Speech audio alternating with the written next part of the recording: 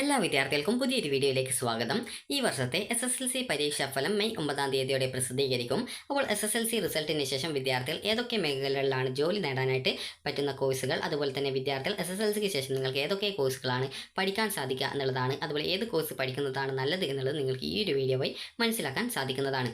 അപ്പോൾ വിദ്യാർത്ഥികൾക്ക് SSLCക്ക് ശേഷം വിവിധ തരത്തിലുള്ള കോഴ്സുകളിലേക്ക് നിങ്ങൾക്ക് അഡ്മിഷൻ നേടാൻ സാധിക്കുന്നതാണ്. അതായത് SSLC ജയിച്ചിട്ടുള്ള വിദ്യാർത്ഥികൾക്ക് വിവിധ തരം കോഴ്സുകളിലേക്ക് നിങ്ങൾക്ക് SSLC യോഗ്യത വെച്ച്, അതായത് 10ാം ക്ലാസ് യോഗ്യത വെച്ച് നിങ്ങൾക്ക് അഡ്മിഷൻ നേടാൻ സാധിക്കും. അപ്പോൾ നിങ്ങൾ നിലവിൽ കാണുന്ന ഈ ഒരു വെബ്സൈറ്റ്, സ്ക്രീനിൽ കാണുന്ന വെബ്സൈറ്റ് എന്ന് പറയുന്നത് പരീക്ഷാഭവൻ്റെ വെബ്സൈറ്റാണ്. പരീക്ഷാഭവൻ.kerala.gov.in എന്നുള്ള വെബ്സൈറ്റാണ്. ഇതുവഴി നിങ്ങൾക്ക് നിങ്ങളുടെ SSLC പരീക്ഷാഫലം അറിയാനായിട്ട് സാധിക്കുന്നതാണ്. അപ്പോൾ നമുക്ക് ആദ്യം തന്നെ നോക്കാം, SSLCക്ക് ശേഷം നിങ്ങൾ ഏത് കോഴ്സ് പഠിക്കുന്നതാണ് നല്ലത്, അല്ലെങ്കിൽ CBSE ആയിരുന്നാൽ 10ാം ക്ലാസ്സിന് ശേഷം നിങ്ങൾ ഏത് കോഴ്സ് പഠിക്കുന്നതാണ് നല്ലത് എന്നുള്ളത്. അപ്പോൾ സാധാരണഗതിയിൽ വിദ്യാർത്ഥികൾ ചെയ്യുന്നത് ഈ ഒരു രീതിയിലാണ്. അതായത് SSLCക്ക് ശേഷം, അതായത് 10ാം ക്ലാസ്സിന് ശേഷം വിദ്യാർത്ഥികൾ കോമൺ ആയിട്ട് +1 അലോട്ട്മെൻറ്റിന് അപേക്ഷിക്കുന്നു. അല്ലെങ്കിൽ CBSE ആണെങ്കിൽ ചില വിദ്യാർത്ഥികൾ നേരിട്ട് CBSEയിൽ ജോയിൻ ചെയ്യുന്നു, അത് +1 +2 ജോയിൻ ചെയ്യുന്നു. അതിനുശേഷം ചില വിദ്യാർത്ഥികൾ ഈ ഒരു +1 +2 കംപ്ലീറ്റ് ചെയ്ത ശേഷം നേരിട്ട് ഡിഗ്രിയിലേക്ക് പോകുന്നു. അതുപോലെ ചില വിദ്യാർത്ഥികൾ ആണെങ്കിൽ ഈ ഒരു എഞ്ചിനീയറിംഗ്, അതുപോലെ തന്നെ ഫാർമസി, അതുപോലെ തന്നെ മെഡിക്കൽ, അതുപോലെ ആർക്കിടെക്ചർ ഇതുപോലുള്ള വിഭാഗങ്ങളിലേക്ക് പോകുന്നു. അതുപോലെ തന്നെ ചില വിദ്യാർത്ഥികളാണെങ്കിൽ +2വിന് ശേഷം വല്ല ജോലിക്കും പോകുന്നു. ഈ ഒരു രീതിയിലാണ് വിദ്യാർത്ഥികൾ സാധാരണഗതിയിൽ പഠിക്കുന്നത് കണ്ടുവരുന്നത്. അപ്പോൾ ചില വിദ്യാർത്ഥികൾ ഇതേ രീതിയിൽ തന്നെ ഡിഗ്രിക്ക് ശേഷം അതിൻ്റെ ഹയർ എഡ്യൂക്കേഷൻ ആയിട്ടുള്ള പോസ്റ്റ് ഗ്രാജുവേഷനിലേക്ക് പോകുന്നു. അതുപോലെ തന്നെ നേരത്തെ പറഞ്ഞതുപോലെ BTech, അതുപോലെ അതായത് എഞ്ചിനീയറിംഗ്, അതുപോലെ തന്നെ മെഡിക്കൽ, അതുപോലെ ഫാർമസി പോലുള്ള മേഖലയിലുള്ള കോഴ്സ് പഠിച്ചവർ അതുമായി ബന്ധപ്പെട്ടുള്ള മേഖലയിൽ ജോലി ചെയ്യാനായിട്ട് പോകുന്നു. ചിലർ ഹയർ എഡ്യൂക്കേഷനിലേക്ക് പോകുന്നു. ഈ ഒരു രീതിയിലാണ് സാധാരണ കേരളത്തിലെ വിദ്യാർത്ഥികൾ ഈ കോഴ്സുകൾ കംപ്ലീറ്റ് ചെയ്യുന്നത്. അതായത് SSLC, 10ാം ക്ലാസ്സിന് ശേഷം +2, അതിനുശേഷം ഡിഗ്രിക്ക് ശേഷം PG. ഈ ഒരു രീതിയിലാണ് വിദ്യാർത്ഥികൾ പഠിക്കുന്നത്. അപ്പോൾ ഈ ഒരു രീതിയിൽ അല്ലാതെ നിങ്ങൾ ഏതൊക്കെ വിഭാഗങ്ങളിലായിട്ട് നിങ്ങൾക്ക് SSLCക്ക് ശേഷം ജോയിൻ ചെയ്യാൻ സാധിക്കും, അതായത് വിവിധ തരം കോഴ്സുകൾ പഠിക്കാൻ സാധിക്കും എന്നുള്ളതാണ് ഈ ഒരു വീഡിയോയിൽ. അപ്പോൾ അതുകൊണ്ട് തന്നെ രക്ഷിതാക്കളും വിദ്യാർത്ഥികളും ഈ ഒരു വീഡിയോ കാണാനായിട്ട് ശ്രദ്ധിക്കാം. അപ്പോൾ നിങ്ങൾക്ക് SSLCക്ക് ശേഷം നിങ്ങൾക്ക് ഏതൊക്കെ കോഴ്സുകൾ പഠിക്കാം, നിങ്ങൾ എന്തിനാണ് പഠിക്കുന്നത് എന്നുള്ള കാര്യങ്ങൾ ഈ ഒരു വീഡിയോ വഴി മനസ്സിലാക്കാവുന്നതാണ്. അപ്പോൾ സാധാരണഗതിയിൽ വിദ്യാർത്ഥികൾ SSLCക്ക് ശേഷം ഒരു കോഴ്സ് തിരഞ്ഞെടുക്കുന്നത് അവർക്ക് ഒരു നിശ്ചിതമായിട്ടുള്ള ലക്ഷ്യമുണ്ടാകും. അതല്ലെങ്കിൽ എനിക്ക് ഇന്ന ജോലി വേണം, അപ്പോൾ ഇത്ര സാലറിയുള്ള ജോലി വേണം, ഈ ഒരു രീതിയിലൊക്കെയാണ്. അതുപോലെ ചില വിദ്യാർത്ഥികൾ പാഷൻ ഉണ്ടാകും, അതായത് ഇന്ന് ജോലി ചെയ്യണം എന്നുള്ള ഒരു ആഗ്രഹമുണ്ടാകും. അതിനെയാണ് പാഷൻ എന്നതുകൊണ്ട് ഉദ്ദേശിക്കുന്നത്. അപ്പോൾ ആ ഒരു രീതിയിൽ ഒരു ജോലി ചെയ്യണം എന്നുള്ള ഒരു ആഗ്രഹമുള്ളത് കൊണ്ട് ഇന്ന കോഴ്സ് പഠിക്കുന്നു എന്നുള്ള രീതിയിലും ചില വിദ്യാർത്ഥികൾ എനിക്ക് ഇന്ന കോഴ്സ് കിട്ടിയതുകൊണ്ട് ആ ഒരു കോഴ്സിനാണ് പഠിക്കുന്നു, അതല്ലെങ്കിൽ ചില വിദ്യാർത്ഥികൾ എൻ്റെ സുഹൃത്ത് ഇന്ന കോഴ്സാണ് പഠിക്കുന്നത് അതുകൊണ്ട് ഞാനും അത് പഠിക്കുന്നു എന്നുള്ള രീതിയിലാണ് പല വിദ്യാർത്ഥികളും SSLCക്ക് ശേഷം കോഴ്സ് പഠിക്കാറുള്ളത്. അപ്പോൾ അതുകൊണ്ട് തന്നെ നിങ്ങൾ ശ്രദ്ധിക്കേണ്ടത്, SSLCക്ക് ശേഷം, അതായത് വിദ്യാർത്ഥികളും രക്ഷിതാക്കളും ശ്രദ്ധിക്കേണ്ടത്, SSLCക്ക് ശേഷം വിദ്യാർത്ഥികൾക്ക് വിവിധ തരത്തിലുള്ള കോഴ്സുകൾ പഠിക്കാനായിട്ട് സാധിക്കുന്നതാണ്. അതായത് സാധാരണഗതിയിൽ നിങ്ങൾക്ക് SSLCക്ക് ശേഷം നിങ്ങൾക്ക് +1 +2, അതായത് അലോട്ട്മെൻറ്റിനെ അപേക്ഷിച്ച് നിങ്ങൾക്ക് +1 +2വിലേക്ക് പഠിക്കാനായിട്ട് സാധിക്കും. അതുപോലെ തന്നെ നിങ്ങൾക്ക് മറ്റൊരു വിഭാഗമാണ് ഈ ഒരു ITI എന്ന് പറയുന്നത്, അതായത് ഇൻഡസ്ട്രിയൽ ട്രെയിനിങ് ഇൻസ്റ്റിറ്റ്യൂട്ട്. അതുപോലെ തന്നെ അടുത്തതാണ് പോളിടെക്നിക് എന്ന് പറയുന്നത്. അപ്പോൾ നിങ്ങൾക്ക് ഈ ഒരു വിവിധ വിഭാഗങ്ങളായിട്ട് പഠിക്കാനായിട്ട് സാധിക്കും.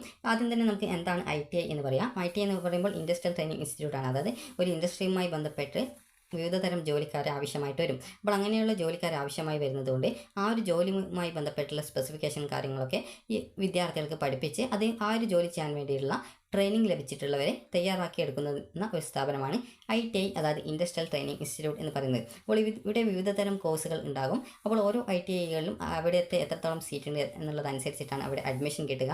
ITIadmission.org എന്നുള്ള വെബ്സൈറ്റ് വഴിയാണ്, അതായത് ITI അഡ്മിഷൻ്റെ വെബ്സൈറ്റ് വഴിയാണ് വിദ്യാർത്ഥികൾ ഈ ഒരു ITIയിലേക്കുള്ള അഡ്മിഷനായിട്ട് അപേക്ഷിക്കേണ്ടത്. അപ്പോൾ ഈ ഒരു SSLCക്ക് ശേഷം +1 അലോട്ട്മെൻറ്റ് നടപടികൾ ആരംഭിക്കുന്ന സെയിം ടൈമിൽ തന്നെയാണ് ITIയിലേക്കുമുള്ള അലോട്ട്മെൻറ്റ് നടപടികൾ ആരംഭിക്കുക. അതുപോലെ തന്നെ ITIയിലേക്കുള്ള അപേക്ഷ എന്ന് പറയുന്നത് വിദ്യാർത്ഥികൾ ഓൺലൈനായിട്ടാണ് അപേക്ഷ സമർപ്പിക്കേണ്ടത്.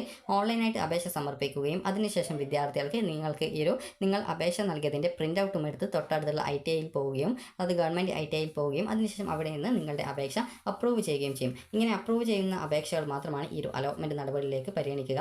ഓൺലൈനായിട്ട് അപേക്ഷ സമർപ്പിച്ചു എന്നുള്ളത് കൊണ്ട് മാത്രം ഈ ഒരു അലോട്ട്മെൻറ്റിൽ പങ്കെടുക്കാൻ പറ്റില്ല. ഓൺലൈൻ അപേക്ഷ നൽകിയ ശേഷം നിങ്ങൾ തൊട്ടടുത്തുള്ള ഗവൺമെൻറ് ITIയിൽ പോയിക്കൊണ്ട് നിങ്ങളുടെ ആപ്ലിക്കേഷൻ വെരിഫൈ ചെയ്യുകയും ചെയ്യേണ്ടതായിട്ടുണ്ട്. അതുപോലെ തന്നെ അടുത്തതാണ് നമുക്ക് നോക്കാം, പോളിടെക്നിക്ക് നോക്കാം. ഇതുകൂടി നമുക്ക് നോക്കിയ ശേഷം ഈ +1 +2വിലേക്ക് വരാം. പോളിടെക്നിക് എന്ന് പറയുന്നത് നിങ്ങൾക്ക് വിവിധതരം കോഴ്സുകൾ പഠിക്കാൻ സാധിക്കുന്ന ഒരു ഇൻസ്റ്റിറ്റ്യൂട്ടാണ് പോളിടെക്നിക്. അതായത് ഒരു വിദ്യാർത്ഥിക്ക് ഒരേ സമയം ഒരു കോഴ്സ് മാത്രമേ പഠിക്കാൻ പറ്റുള്ളൂ. അതായത് പോളി എന്നതുകൊണ്ട് ഉദ്ദേശിക്കുന്നത് വിവിധതരം ഈ ഒരു കോഴ്സുകൾ ഉള്ളതുകൊണ്ടാണ് പോളിടെക്നിക് എന്നതുകൊണ്ട് ഉദ്ദേശിക്കുന്നത്. അപ്പോൾ അവിടെ നിങ്ങൾക്ക് താല്പര്യമുള്ള കോഴ്സുകൾ നിങ്ങളുടെ താല്പര്യത്തിനനുസരിച്ച് വിവിധ കോളേജുകളിൽ നിങ്ങൾക്ക് അഡ്മിഷൻ നേടാൻ സാധിക്കുന്നതാണ്. അപ്പോൾ ഈ ഒരു അലോട്ട്മെൻറ്റ് നടപടികളും ഈ ഒരു ഏകദേശം മെയ് മാസത്തോടെ തന്നെയാണ് ആരംഭിക്കുക. അപ്പോൾ പോളിടെക്നിക്കിൽ പഠിച്ചാലും ITIയിൽ പഠിച്ചു കഴിഞ്ഞാൽ നിങ്ങൾക്ക് നിങ്ങൾ ഏത് ട്രേഡാണ് അല്ലെങ്കിൽ ഏത് കോഴ്സാണ് എടുക്കുന്നത് അതിനനുസരിച്ച് നിങ്ങൾക്ക് ജോലി നേടാൻ സാധിക്കുന്നതാണ്.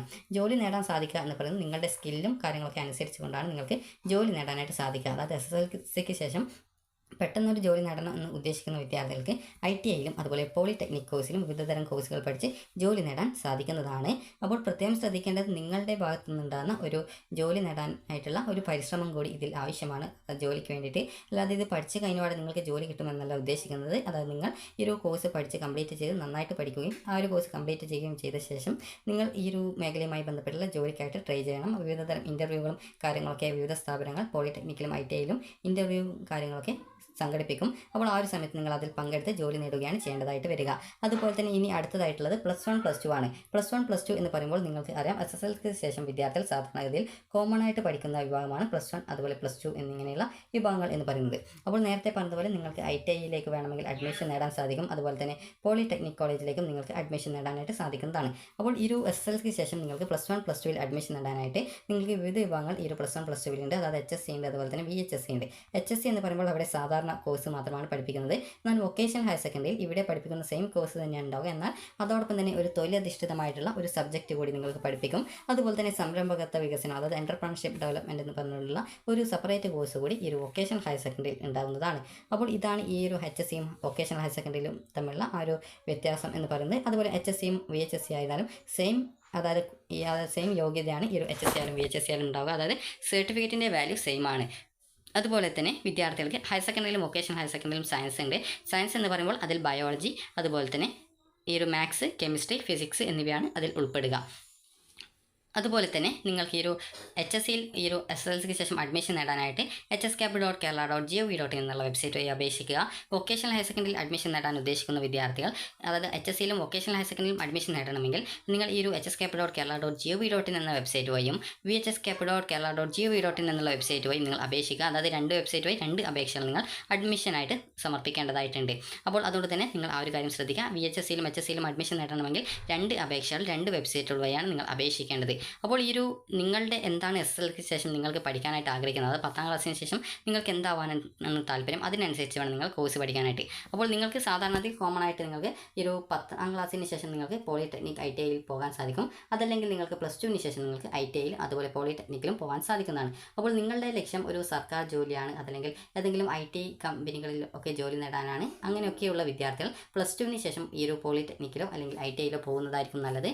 കാരണം നിങ്ങൾക്ക് ഈ ഒരു ഗവൺമെൻറ് ജോലിയൊക്കെ നേടണം എന്നുണ്ടെങ്കിൽ, അതായത് പോലീസ് പോലുള്ള വിവിധ തരം ജോലികൾ നേടണം എന്നുണ്ടെങ്കിൽ മിനിമം യോഗ്യത +2 ആണ്. അതായത് നിങ്ങൾക്കൊരു CP ആവണമെങ്കിൽ +2 ആണ് യോഗ്യത. അതേസമയം ഈ ഒരു SI പോലുള്ള പോസ്റ്റുകൾക്ക് ഡിഗ്രിയാണ് യോഗ്യതയായിട്ട് വരുന്നത്. അപ്പോൾ നിങ്ങൾ ഗവൺമെൻറ് ജോലി ഉദ്ദേശിക്കുന്ന ഒരു വിദ്യാർത്ഥിയാണെങ്കിൽ ഈ ഒരു ഹയർ സെക്കൻഡറി SSLCക്ക് ശേഷം +1 +2 പഠിക്കുന്നതായിരിക്കും കൂടുതൽ നല്ലത്. അതിനുശേഷം നിങ്ങൾക്ക് വേണമെങ്കിൽ പോളിടെക്നിക്കിലോ ITIയിലോ പോകുന്നതായിരിക്കും നല്ലത്. അതേസമയം നിങ്ങൾക്ക് 10ാം ക്ലാസ്സിന് ശേഷം പെട്ടെന്നൊരു ജോലി നേടണം എന്നുള്ള ഉദ്ദേശമാണെങ്കിൽ നിങ്ങൾക്ക് ITIയിലും അതുപോലെ തന്നെ പോളിടെക്നിക് ഇവ രണ്ടിലും എവിടെയെങ്കിലും നിങ്ങൾക്ക് പോകാവുന്നതാണ്. അതല്ല നിങ്ങൾക്ക് ഈ ഒരു പെട്ടെന്ന് ജോലി ആവശ്യമൊന്നുമില്ല, നിങ്ങൾക്ക് ഈ ഒരു നല്ലൊരു പ്രൊഫഷനിലേക്ക് മാറാനാണ്, അതായത് നിങ്ങൾക്ക് എഞ്ചിനീയറിംഗ് അതുപോലെ മെഡിക്കൽ അലൈഡ് കോഴ്സ് ഇങ്ങനെയുള്ള വിവിധ വിഭാഗങ്ങളിലേക്കായിട്ട് പോകാൻ താല്പര്യമുള്ള വിദ്യാർത്ഥികൾ +1 +2 പഠിക്കുന്നതായിരിക്കും നല്ലത്. ഇനി വിദ്യാർത്ഥികൾ ശ്രദ്ധിക്കേണ്ട കാര്യം എന്ന് പറയുന്നത് SSLCക്ക് ശേഷം നിങ്ങളോട് +1 +2ന് പോകാൻ സാധിക്കും എന്നുള്ളത് പറഞ്ഞു. അപ്പോൾ എന്നാൽ നിങ്ങൾ ശ്രദ്ധിക്കേണ്ടത് +1 +2ൽ വിവിധ തരം കോഴ്സുകളുണ്ട്. അപ്പോൾ ഈ ഒരു SSLCക്ക് ശേഷം നിങ്ങൾക്ക് എന്താവാനാണ് താല്പര്യം അതിനനുസരിച്ച് വേണം +1ലെ സബ്ജക്റ്റുകൾ നിങ്ങൾ അലോട്ട്മെൻറ്റിനായിട്ട് ഓപ്ഷനുകൾ നൽകാനായിട്ട്. അപ്പോൾ ആദ്യം തന്നെ നമുക്ക് ഓരോ കോഴ്സ് എടുക്കുന്ന സമയത്ത് നിങ്ങൾക്ക് ഏതൊക്കെ മേഖലകളിൽ ജോയിൻ ചെയ്യാൻ സാധിക്കുമെന്ന് നോക്കാം. സയൻസ് ഗ്രൂപ്പ് നോക്കാം. അതായത് സയൻസ് ഗ്രൂപ്പ് നോക്കാം. ഈ ഒരു സയൻസ് ഗ്രൂപ്പ് എന്നത് പറയുമ്പോൾ അതിൽ നിങ്ങൾക്ക് അറിയാം ഈ ഒരു കമ്പ്യൂട്ടർ സയൻസ് വരുന്നുണ്ട്, ബയോളജി സയൻസ് വരുന്നുണ്ട്, അതുപോലെ ഹോം സയൻസ് വരുന്നുണ്ട്, ഇതുപോലെ വിവിധ തരം സയൻസ് ഗ്രൂപ്പുകൾ വരുന്നുണ്ട്. അപ്പോൾ നിങ്ങൾക്ക് ഈ ഒരു മെഡിക്കൽ അലൈഡ് കോഴ്സസിലേക്കുള്ള അഡ്മിഷൻ നേടാൻ ഉദ്ദേശിക്കുന്ന വിദ്യാർത്ഥികൾ ആണെങ്കിൽ ബയോളജി സയൻസ് ആണ് എടുക്കേണ്ടത്. അതേസമയം നിങ്ങൾക്ക് എഞ്ചിനീയറിംഗ് മാത്രമേ നോക്കുന്നുള്ളൂ എങ്കിൽ, അതായത് നിങ്ങൾക്ക് എഞ്ചിനീയറിംഗും അതുപോലെ മെഡിക്കൽ അലൈഡ് കോഴ്സസ് നോക്കുന്നുണ്ടെങ്കിൽ നിങ്ങൾ ഈ ഒരു ബയോളജി സയൻസ് ആണ് എടുക്കേണ്ടത്. അതേസമയം എഞ്ചിനീയറിംഗ് അതുപോലെ ഫാർമസി, ആർക്കിടെക്ചർ ഈ ഒരു കോഴ്സുകൾ മാത്രമേ നിങ്ങൾ നോക്കുന്നുള്ളൂ എങ്കിൽ നിങ്ങൾക്ക് ഏതെങ്കിലും ഫിസിക്സ്, കെമിസ്ട്രി, മാത്സ് എന്നിവ ഉൾപ്പെട്ട സയൻസ് നിങ്ങൾക്ക് എടുക്കാം. മെഡിക്കൽ ഫീൽഡിൽ പോകുന്നവർ ബയോളജിയും അതുപോലെ തന്നെ ഫിസിക്സ്, കെമിസ്ട്രി എന്നിവ ഉൾപ്പെട്ട സയൻസ് ആണ് എടുക്കേണ്ടത്. അതേപോലെ തന്നെ നിങ്ങൾക്ക് ബാങ്കിങ് മേഖലയോടാണ് താല്പര്യമുള്ള താല്പര്യമുള്ളതെങ്കിൽ നിങ്ങൾക്ക് കൊമേഴ്സ് ഗ്രൂപ്പ് എടുക്കാവുന്നതാണ്.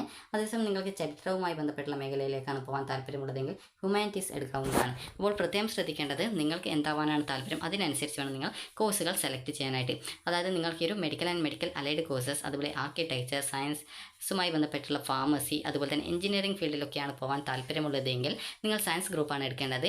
അതുപോലെ തന്നെ നേരത്തെ പറഞ്ഞതുപോലെ മെഡിക്കൽ ഫീൽഡിൽ പോകാൻ താല്പര്യമുള്ള വിദ്യാർത്ഥികൾ, അതുപോലെ മെഡിക്കൽ അലൈഡ് കോഴ്സസിലേക്ക് അഡ്മിഷൻ നേടാനൊക്കെ പ്ലസ് ടുവിന് ശേഷം താല്പര്യമുള്ള വിദ്യാർത്ഥികൾ സയൻസ് ഗ്രൂപ്പ് എടുക്കുന്ന സമയത്ത് അതിൽ ബയോളജി കൂടി ഉണ്ട് എന്നുള്ളത്, ബയോളജി, ഫിസിക്സ്, കെമിസ്ട്രി എന്നിവ ഉണ്ട് എന്നുള്ളത് പ്രത്യേകം ഉറപ്പുവരുത്തുക. അപ്പോൾ വിദ്യാർത്ഥികൾക്ക് ഏതൊക്കെ കോഴ്സുകൾ ഈ ഒരു SSLCക്ക് ശേഷം എടുക്കണം എന്നുള്ളത് മനസ്സിലായിട്ടുണ്ടാകുമെന്ന് കരുതുന്നു.